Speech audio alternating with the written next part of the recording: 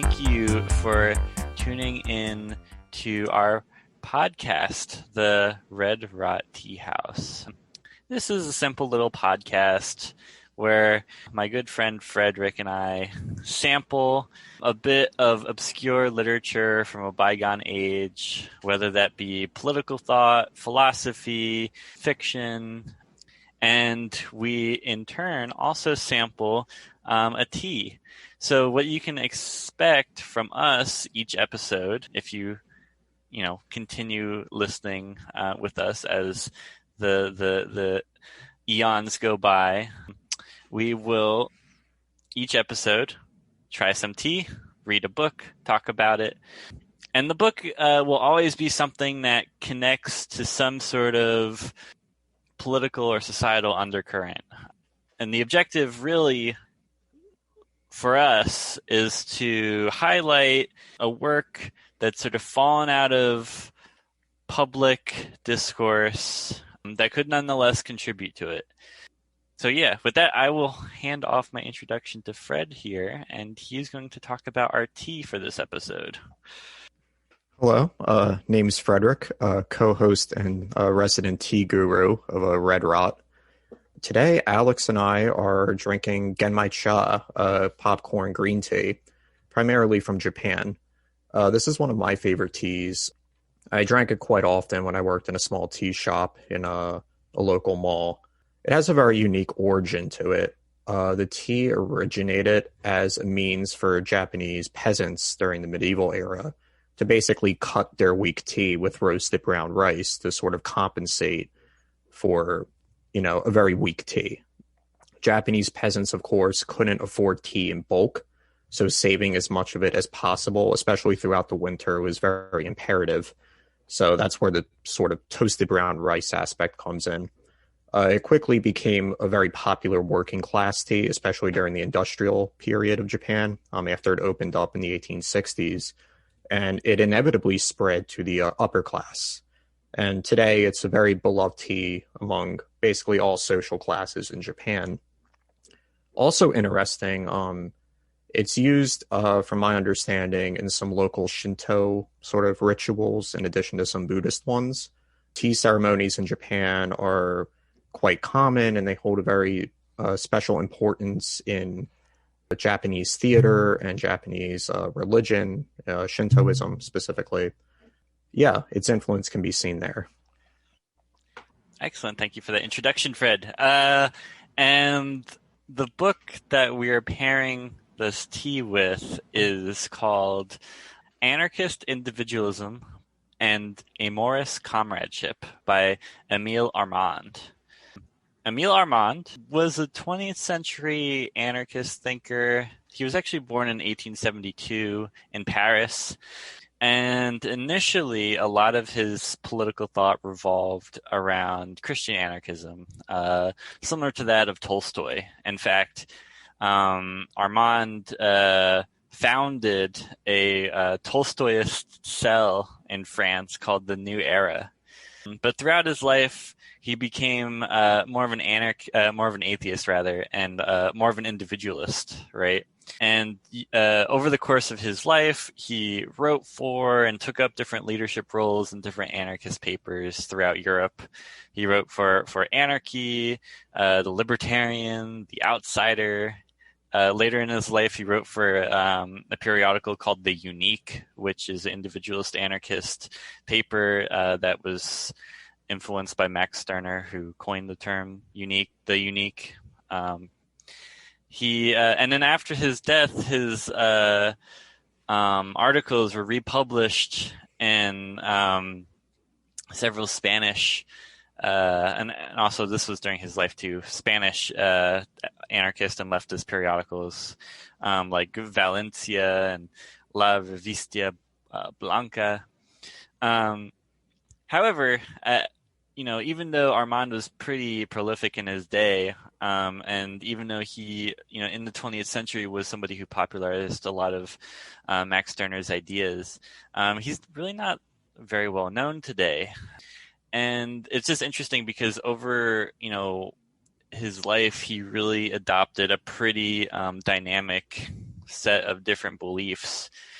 Throughout his political thought, you can see him becoming less militant, more pacifist, ironically, considering he started as a Christian anarchist, less communitarian and more individualist throughout his life. However, throughout his life, he was always an advocate and defender of what he called legalism, which is a concept he advocated for and supported people who committed petty crimes because he believed that crime served to subvert existing power structures. Something that I think Armand, and we'll discover this as we read and talk about this text, but Armand was one of the first advocates for a kind of polyamory, right? And so for Armand, sex is very political, and it connects to something that he calls amorous comradeship, which is something that we'll see in this text coming up. So you see Armand talking about polyamory and free love, and he also talks about what he calls anarcho-nudism, which is like, yo. So in any case, Armand died in France in 1963 at the age of 90. So he had a long life to influence political discourse in his day. And so I wonder if maybe with Armand we're rediscovering something a little bit. But with that, I will turn, we're going to now give you guys a little summary of the text, and together Fred and I will discuss. Emile Armand. Yes. Well, thank you for the overview of Armand's life. Before we delve into the text, Armand comes from the individualist current of anarchism, which is differentiated from the social anarchist current, which is more commonly known. It's quite unfortunate that a lot of really dynamic thinkers such as Max Stirner, Emile Armand, Lev Cherny, Han Reiner, for instance, all sort of get overlooked in that milieu. Each of these authors have quite dynamic frameworks from which to analyze power structures, individual action, and collective activity. So I'm really glad that we're sort of opening up the series with somebody really obscure. That being said, Armand's work, Individualist-Anarchism and Amorous Comradeship, is basically broken up into three subcategories. You have a basic polemic against authority and domination, whereby Armand starts to build this critique of ideology and power structures such as the state, church, capitalist economics, essentially pushing forward a dominant thought onto existing. What this basically does is sets a dialectic between the individual and their will against the existing sort of mores that are pushed on them and that they expect it to more or less adhere to and mold themselves along with. This breaks down into Armand's metaphysics, which revolves fundamentally around his concept of the I, which could easily be said to be influenced by Max Stirner's unique, and the not I, which is essentially everybody else, the collectivity, the state. This bleeds into a sort of anarchist ethics, which then informs the sort of views that he had on sex and polyamory. So that's just the sort of general gist that we're getting at here. Interestingly enough, it all starts with authority. And in the opening section titled A Picture of the Situation, Armand basically pulls a little Holden Caulfield here and denounces everybody for effectively being fake. And, this is actually quite interesting because, it seems quite elementary at some level. Everybody knows that within the framework of society, we have to give up certain elements of ourselves to sort of, live together comfortably, so to speak. He says this primarily because authority itself pushes a particular narrative, it pushes a particular framework, and it does this to effectively revitalize itself, so to speak. It does this through a combination of force. So, for instance, the armed state, the police, the military, economic domination, and it does this through cunning, which can be said to be sort of ideology itself. It could be religious narratives. It could be historical memory that's pushed and reified by broader culture. And this effectively informs the ideology and traditions of a particular society. This society then reifies the norms, which is then pushed onto the individual. Now, Armand's method of sort of counteracting this is the notion of the individual act. The individual act for Armand is sort of a way to usurp authority and engender broader change by basically undermining the logic of the existing power structure at hand. The individual act isn't necessarily somebody going out and violently attacking politicians or priests or agents of the state, but rather it serves as a method for somebody to develop their own counter ideology to basically navigate their life in opposition to, the entrenched ideology. And through this, individuals, when they come together in sort of like a freely associated union, can engender a broader change, which can then act as a pressure on existing authority. This may be seen as sort of idealist in a sense that by a change in consciousness alone, we can sort of change the existing power structures and change ideology. However, Armand recognizes that in doing this and applying our individual and collective pressures, so to speak, we serve to sort of set up a new authority and set up a new narrative. And by this, the individual act is a sort of continual reassertion of your autonomy, whether it be materially, your ability to not have to sell your labor power, for instance, in addition to intellectually, not taking what has been established as absolute.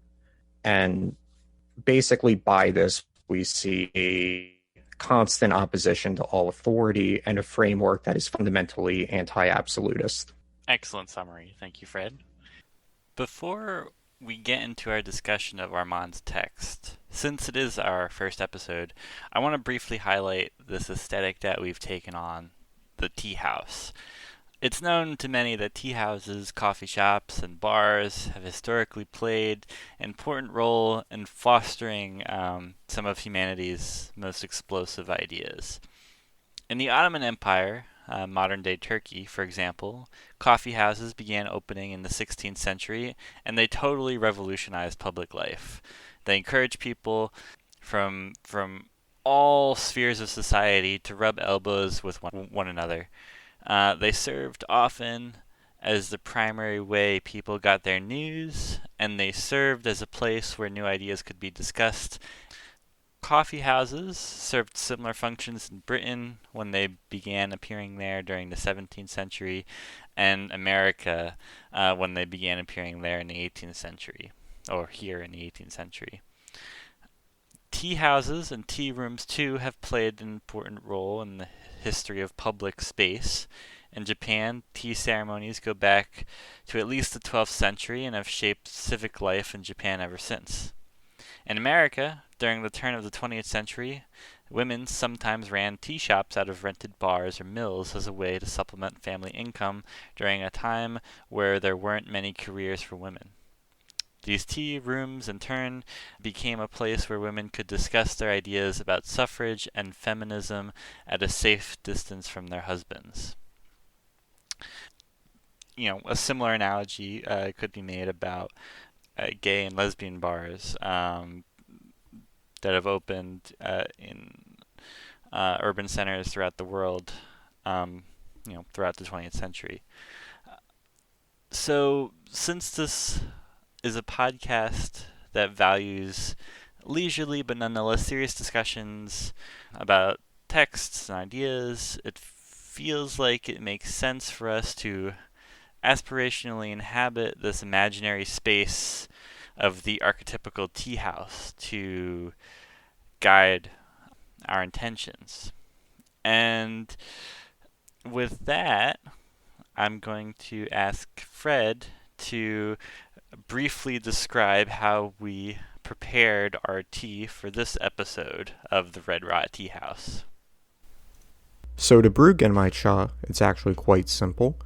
You're going to take the tea and put it in water at about 185 degrees Fahrenheit, maybe a little higher, and brew it for about 3 to 5 minutes, depending on, how strong you want this specific brew. Genmai cha is quite different from ordinary green tea. With ordinary green teas like Japanese sencha, for instance, you typically have the water at about 175 degrees Fahrenheit, sometimes lower, and you typically brew it for 30 seconds to a minute. This is because green tea can burn and leave a very bitter taste. However, Genmai cha, since it typically uses a different sort of tea base, and since it has toasted brown rice, you don't have to worry about that as much. So I would avoid boiling water, but I mean, you don't have to cool the water down like you would another green tea, for instance. So it makes for a pretty unique green tea experience.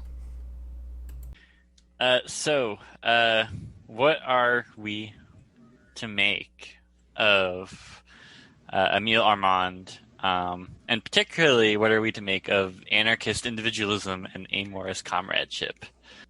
I'll note that this book was written it was published originally in 1956, but I suspect it was written much earlier. We're going to talk about what we liked about this book, what we didn't like, and what we think it can contribute to our modern political discourse. And considering Armand is an anarchist, I suspect most of what he has to contribute in terms of discourse, relevance in the discourse, has to do with leftist politics. And to that end, something that I'm really interested in with Armand is that his thought on two particular points runs pretty counter to a lot of what is now accepted as, I think, not dogma exactly, but fashion, right, in leftist discourse. So first of all, Armand is himself pretty, or at least on the face, he says that he's anti-dialectic, right? So he is against the notion that human progress is something that's real. He's against the sort of Marxist notion that there is a class conflict that progresses, right? And he's against it because he believes that dialectics are more or less used to justify some of the greatest injustices in history, right? And so if I can quote him, he says in his chapter Authority and Dominion, he says, everything then is for the best according to this view.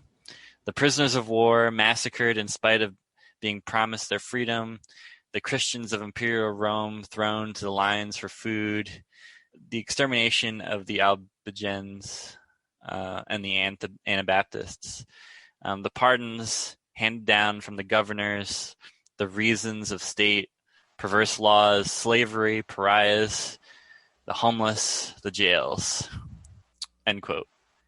So this indictment of dialectical thinking is, I think, important, even if you believe in the Marxist dialectic, to keep in mind, because we can't pretend that, all the injustices that have happened in the world are necessarily meant to add up to something, right? I think that that's something that it's almost, I don't want to say we do it consciously, but I think, in our political discourse, we do kind of imply that sometimes. What do you think, Fred? No, I think that's, like a good way of putting it. And this sort of goes back to, I guess, what we could say are the quasi-dialectics that Armand himself sort of promotes in the beginning. I guess the sort of dialectical conflict that Armand envisions is different from the classical Hegelian and Marxist dialectics in the sense that he doesn't necessarily believe that these conflicts are building up to anything. Whereas with, Hegel, he had this sort of notion that the dialectical conflict with idealism is leading to, you know, the sort of like idea of like God and society and like an enlightened monarchy sort of like kind of deal. It's been a while since I really delved into Hegel. And Marx, sort of asserted that class conflict was leading to a communist society. Mm-hmm. Armand effectively argues that the dialectical or, the sort of conflict framework that he is advocating here can be understood as like a law of continuous progress rather than a sort of, straightforward framework. So, like, for instance, Armand criticizes the notion that progress can be defined and measured empirically. And he basically argues that progress isn't objective. It's fundamentally subjective. What might be progress to you isn't progress to me, for instance. The conservatives, for instance, during the French Revolution did not consider liberalism progress. They considered it a sort of like regression, that enlightened monarchy and absolutism were the only method by which progress could necessarily be trusted with. If not progress at all, then stability. So that's the first point he makes, but he also sort of argues implicitly that every happening throughout history, so to speak, can't necessarily be said to rise out of a primordial instance in a deterministic fashion. That there's a flow of events, and that events, are contingent, of course, on what occurred before them. But to say that there are changes or movements or even a consciousness that permeates throughout history and sort of directs it into even a very general sort of direction can only be said to happen on a subjective basis. And this is effectively the crux of his indictment on the dialectical notion entirely. Thinking about it as you're talking, I think a lot of times we characterize dialectics in terms of these great arcs of history, right? And with Marx or Hegel, but there's also a sort of centrist dialectic or neoliberal version of dialectic. I'm thinking about this now with the inauguration and with the election. There is often the sense or this sort of like argument that's put forth or this vibe, I don't know, you can call it whatever you want, that like America, for example, was founded as like an incomplete, flawed thing, right? And in mainstream American politics, like CNN, MSNBC kind of politics, where it's red team, blue team, there's this conception of history that like America has to live up or progress to meet its stated ideals, right? So like America, like according to that characterization, is like also there's almost like a civic dialectic that's baked into like American government, right? And it's a dialectic that we tell ourselves to that we repeat to ourselves to reassure ourselves that this country is like at the end of the day worthwhile.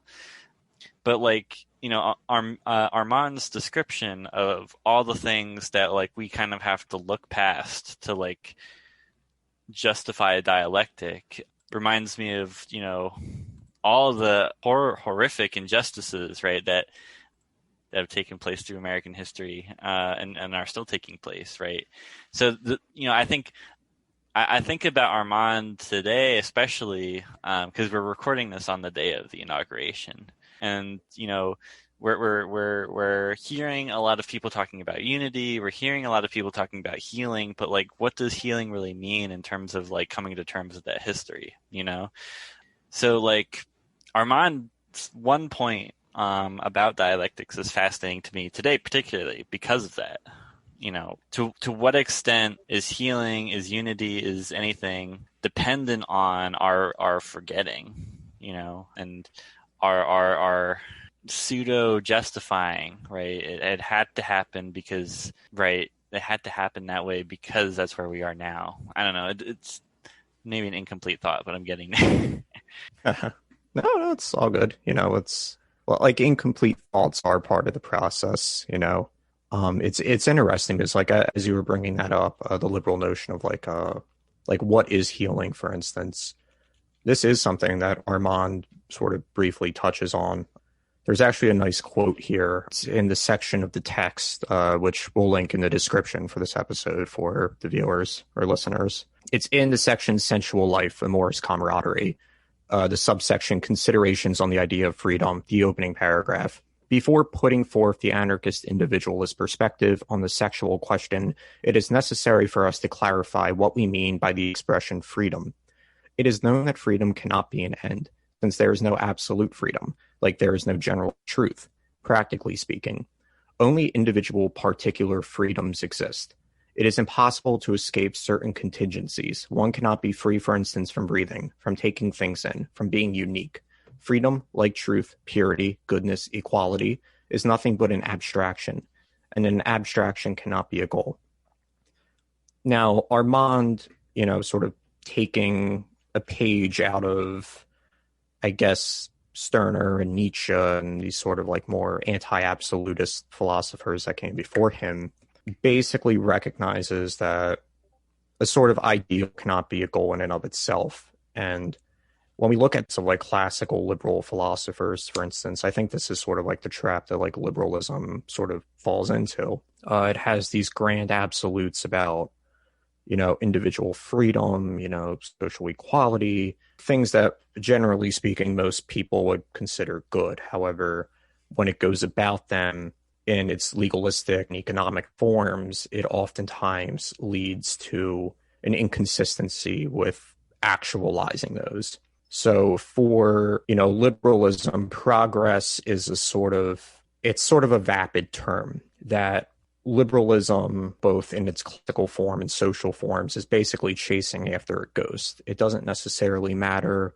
how much you reform economic policy, how much you reform the political structure to be as democratic as possible, so long as you have economic domination, as long as you have social bodies which can enact their will through violent apparatuses like the state, for instance, among other groups. Progress is going to be entirely subjective to those groups, and it can't be empirically measured, right? Mm-hmm. It's also not going to be obtained because at the end of the day, those inconsistencies and those contradictions are going to come to a point where you're going to have to shift, how the economy is structured, how the state functions in order to preserve itself. Mm-hmm.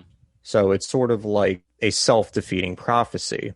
Now, when we were talking about the sort of law of continual progress that Armand sort of sets out in opposition to traditional dialectics, it's quite interesting because he also conceptualizes a law of continual nonconformity.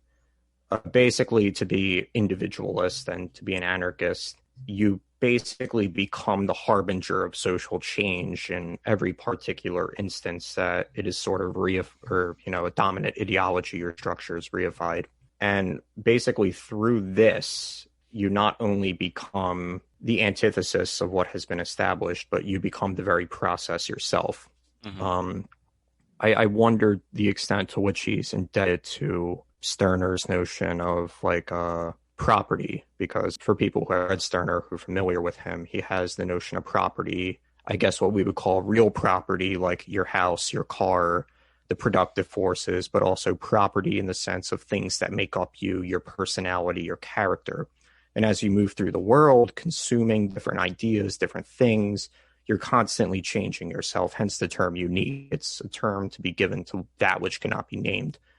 And in a sense, Armand is basically promoting a sort of revitalized concept of the unique through his concept of the I as a means not only of enforcing individual autonomy, but engendering social change at every conceivable instance as well. Mm-hmm, mm-hmm.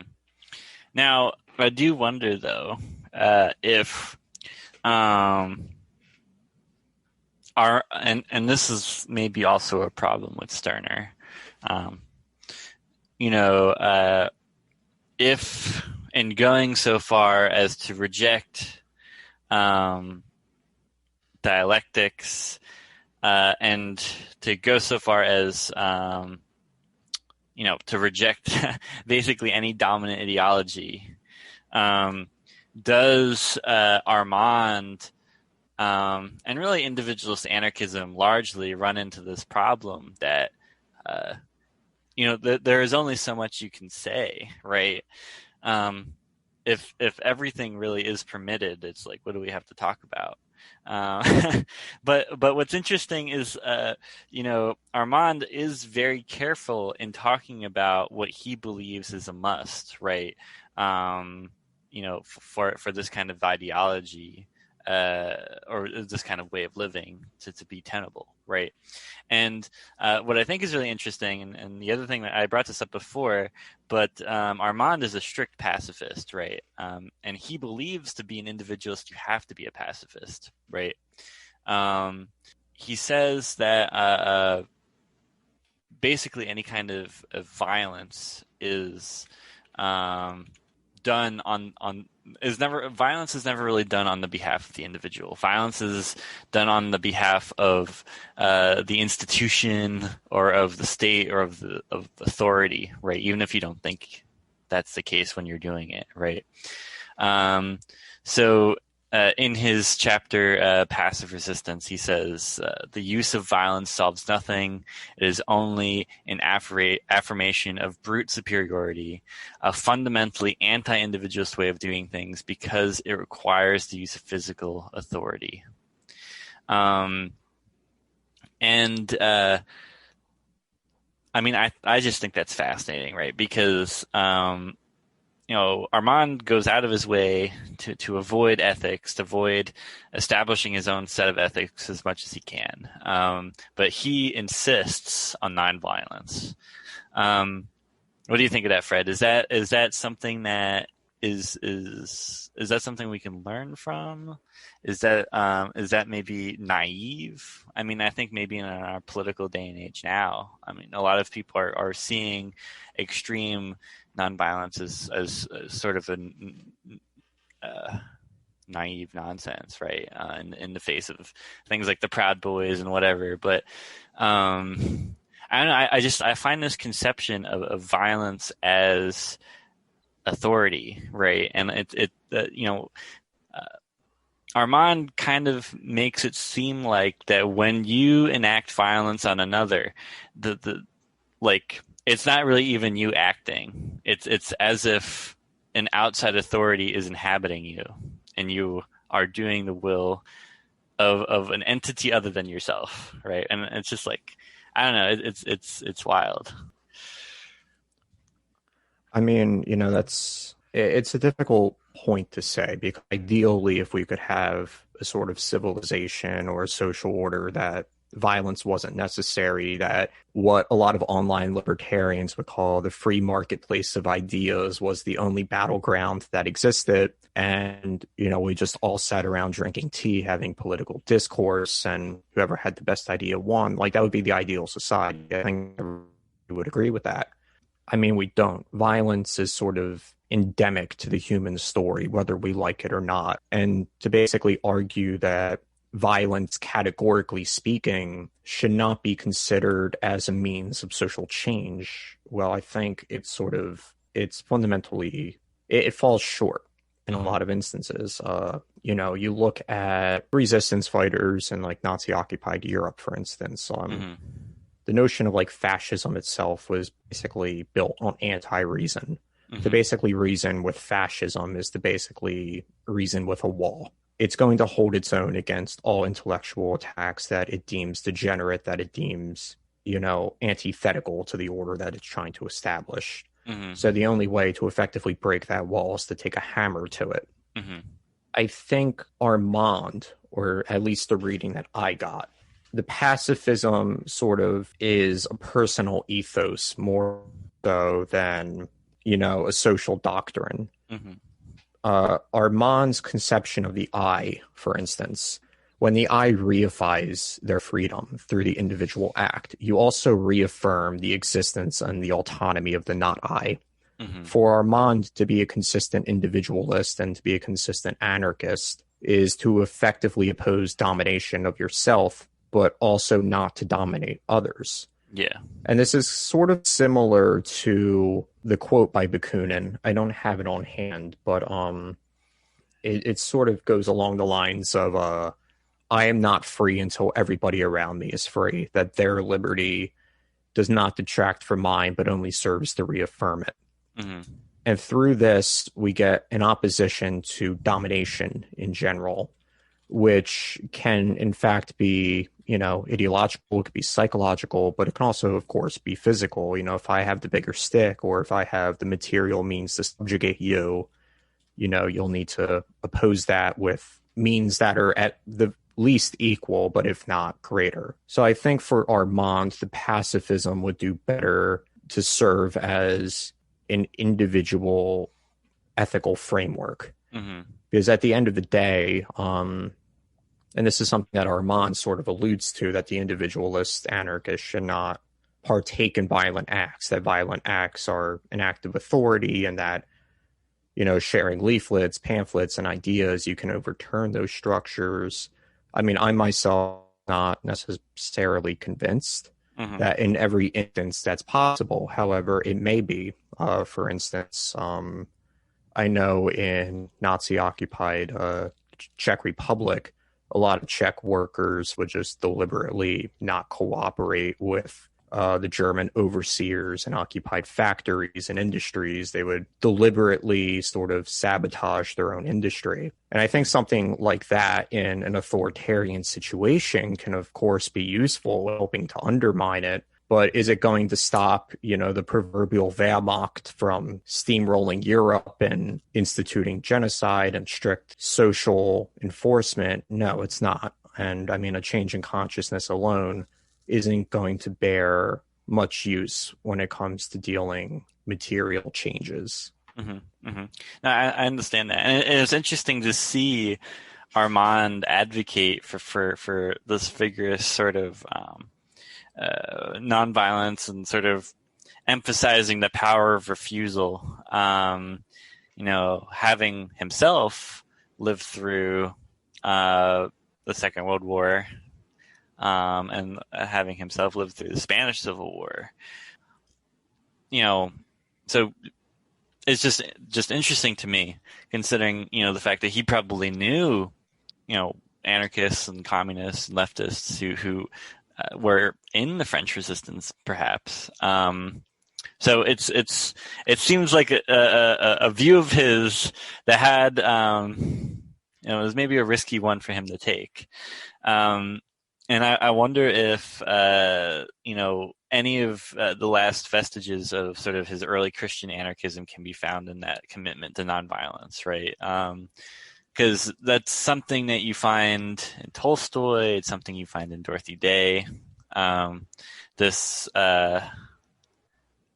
unrelenting commitment to nonviolence, right? And even though Armand was an atheist when he was writing this, I wonder if there's a strand of Christian anarchism in that sentiment. I want to talk, because we have to talk about Armand and sexuality. It's almost half the book, right? Yeah, I think it's probably a little more than half, I guess, when you sort of tally it up here. Yeah. But And yeah, I mean, sexuality and Armand basically go hand in hand.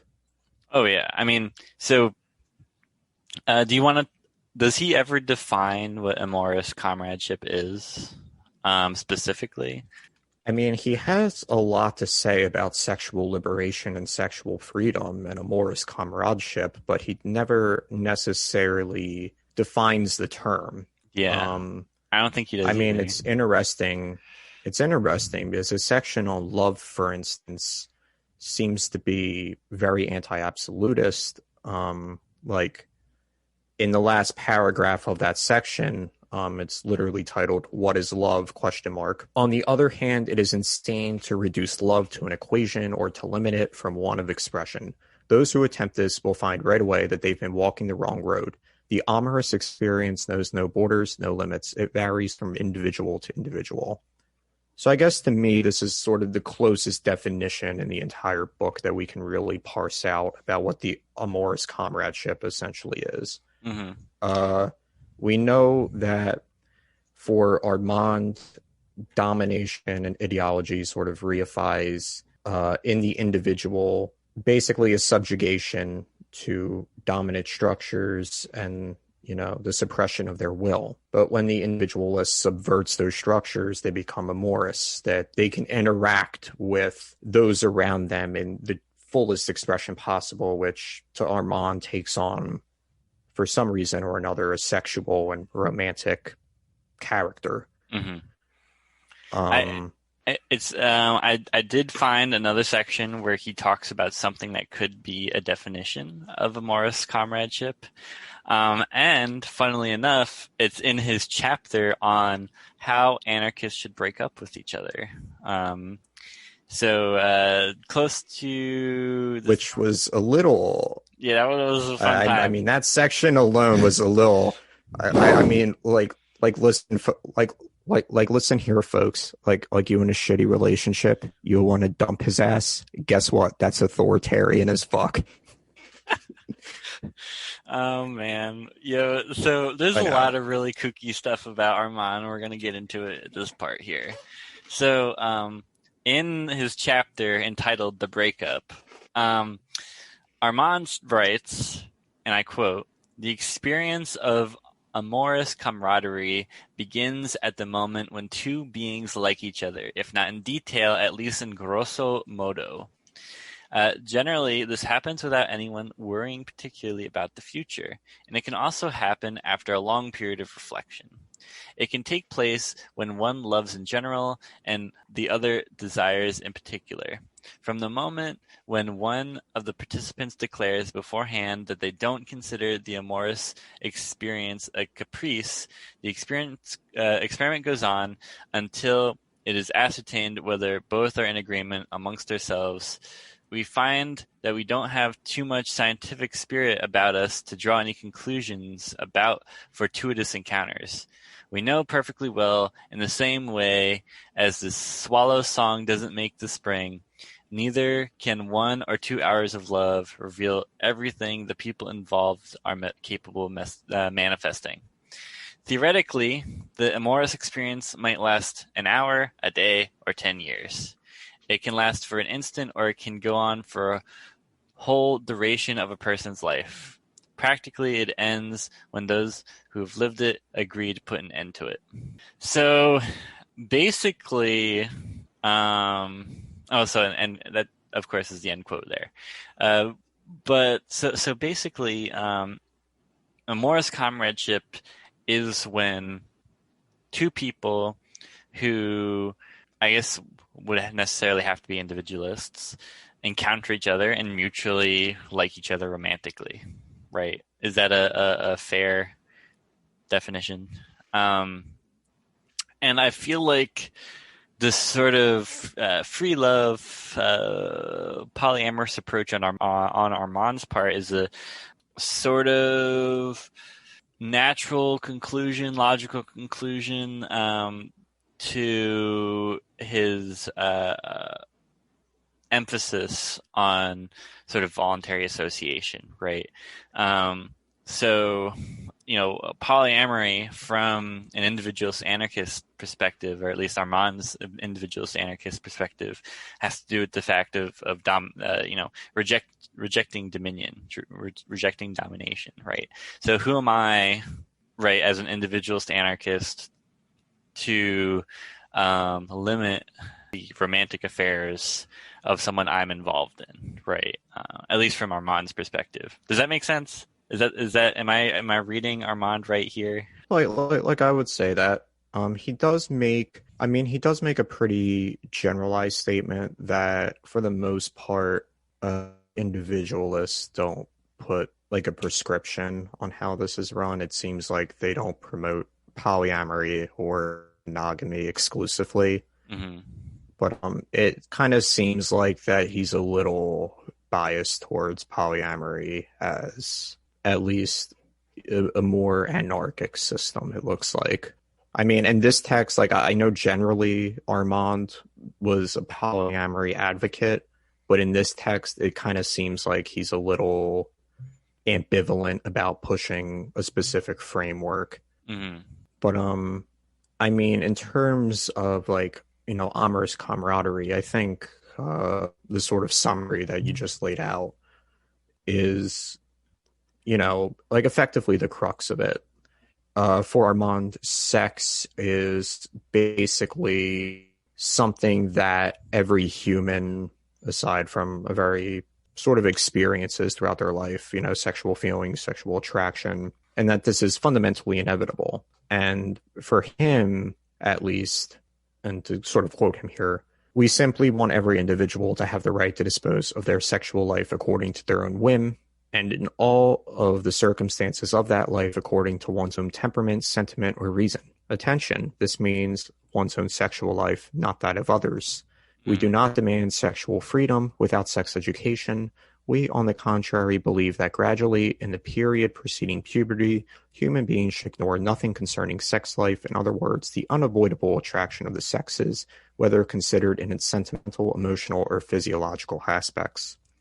So it seems like for Armand, sex is unavoidable, that sex and romance sort of constitute, the most pure, the most raw form of human interaction and the expression of one's personality and one's desires. Mm-hmm. So for him to ignore the subject via in broader discourse or education is, fundamentally limiting human freedom, and it's fundamentally limiting the ability of one to utilize, their sexual capacity to have those experiences.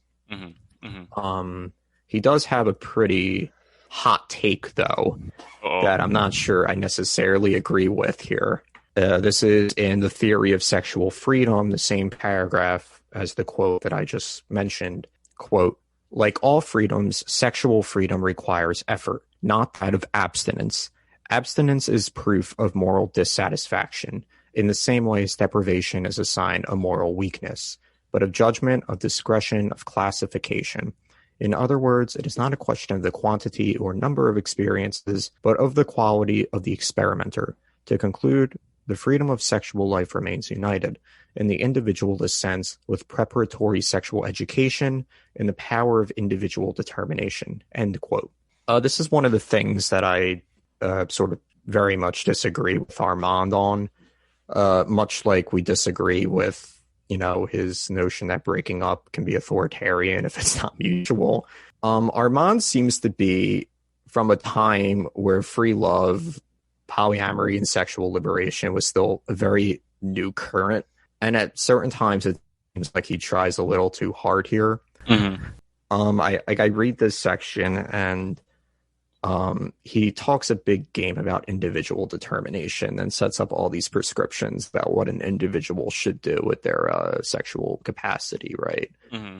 And it sort of overlooks the experience of like asexual people, for instance, or people who might voluntarily be abstinent for whatever reason, so to speak.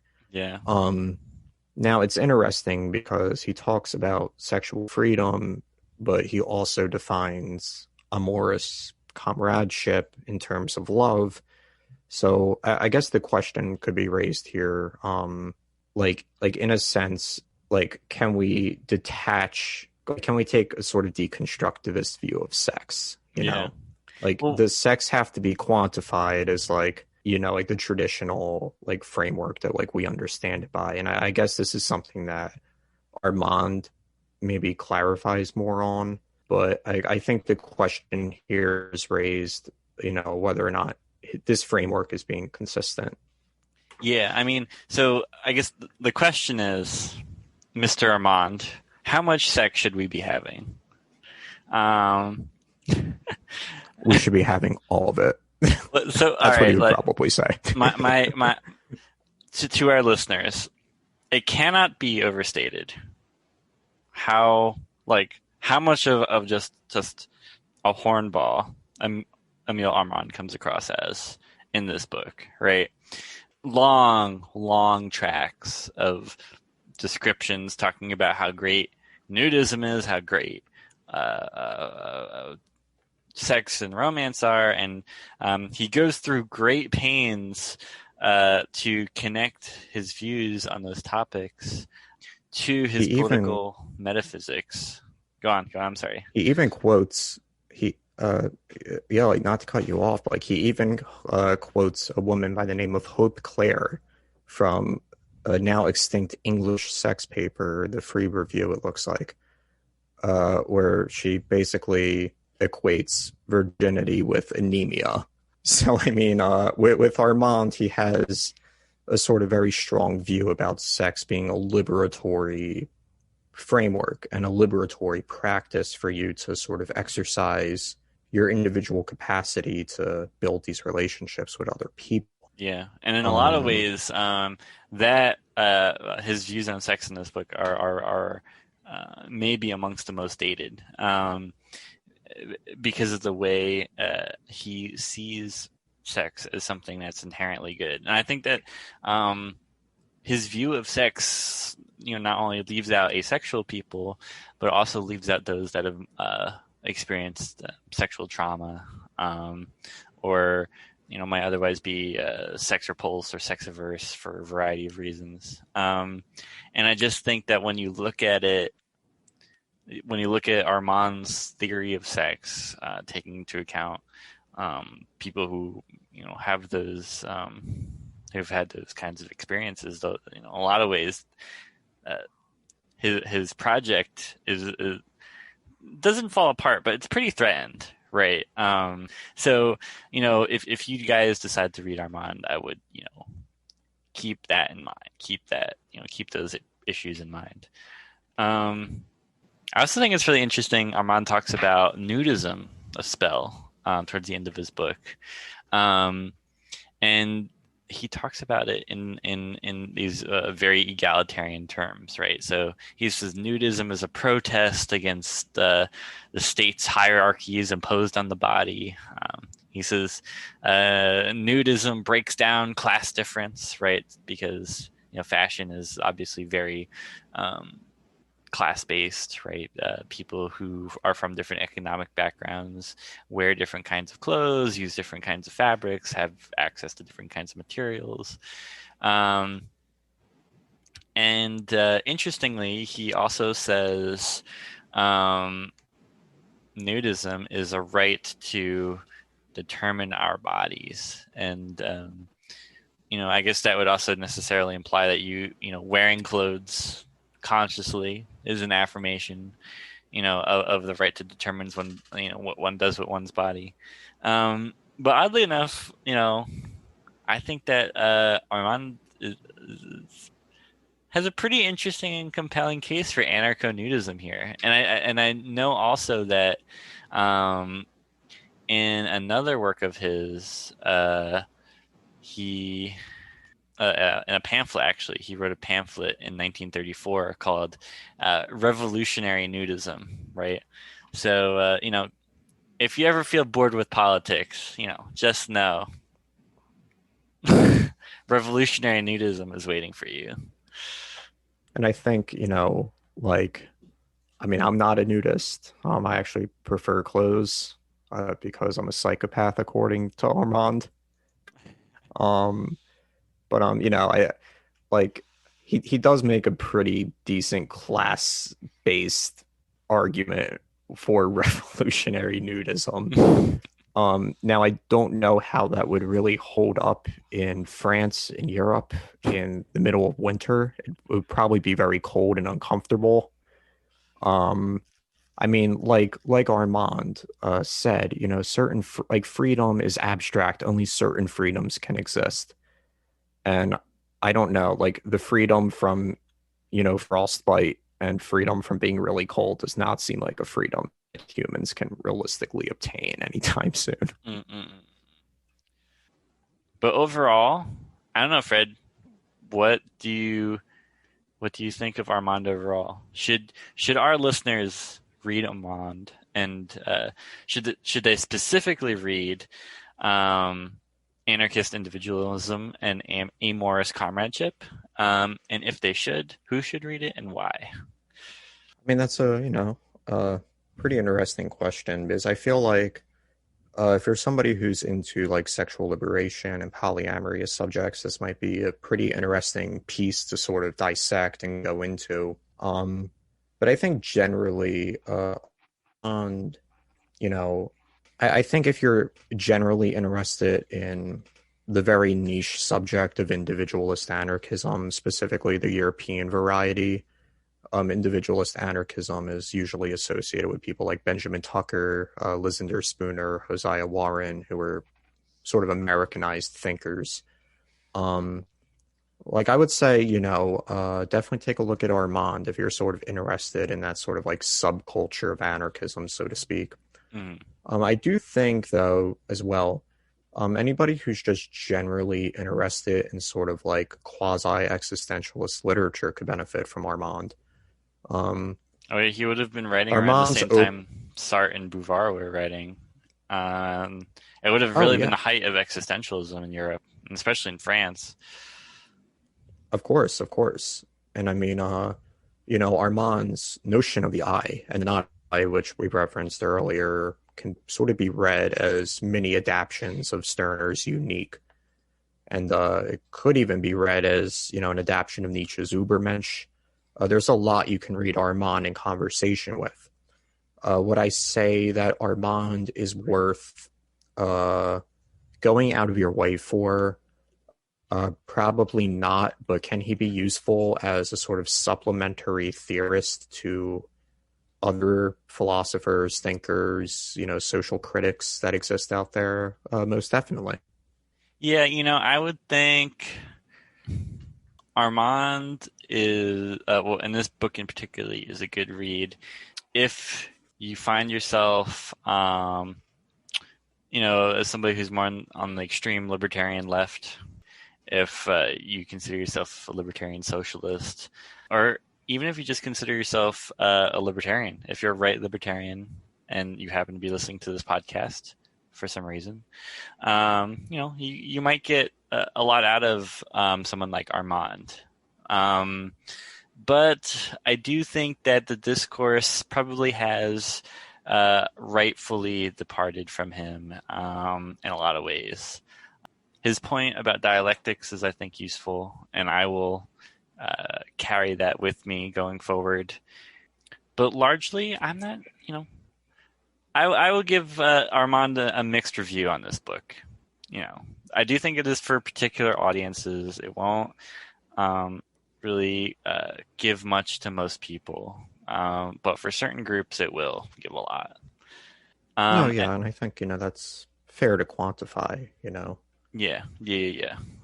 And so, before we leave, before we all go about our merry way, I think I would like to briefly touch on this tea that I've been drinking throughout our discussion tonight. So, Fred, once again, remind me what is this tea called? Jamaica? Jamaica. So this is called Genmaicha. Jamaica. Okay. And to our listeners, I know nothing about tea, whereas Fred is a former barista. So as I was making the tea, I was struck. It was a very, very strong aroma. It was almost like a burnt rice kind of smell, like a burnt popcorn kind of smell, right? It was a very intensely smoky smell. Sorry, it was almost actually, I'm frankly almost a burnt smell, right? And of course it had a very green tea smell. And tasting it, it was obviously very green tea, right? Because Jamaica is a green tea that's cut with popped rice. So it has that green tea flavor, but it also has like sort of this like savory flavor. It, I guess, comes from the rice, So that was an interesting mix up there, right? Would I recommend Jamaica? Yes, I would, particularly if you already like green tea. And And green tea is itself sometimes pretty intense to drink on its own. It's got a very planty flavor. So the toasted popped rice, I think, does a lot to sort of balance that out. So yeah, that's Jamaica. Thank you, Fred, for the recommendation for this episode. And I look forward to the next kind of tea that I will be imbibing in. Of course, of course. And, I'm glad you liked it. Yeah. It's one of my favorites. And I mean, yeah, I look forward to, touching on the next figure that we speak about. And I hope whoever's tuning in for this inaugural episode of our Rot Teahouse, But ironically enough, on Inauguration Day, decides to continue to give us a listen. yeah. All right. Thank you all for spending some time with us today, and we will catch you on the next episode. You've been listening to Rot Teahouse with Alex Palma and Fred Gettings. Music by Finley on the Lean. Art by Marta Syrup.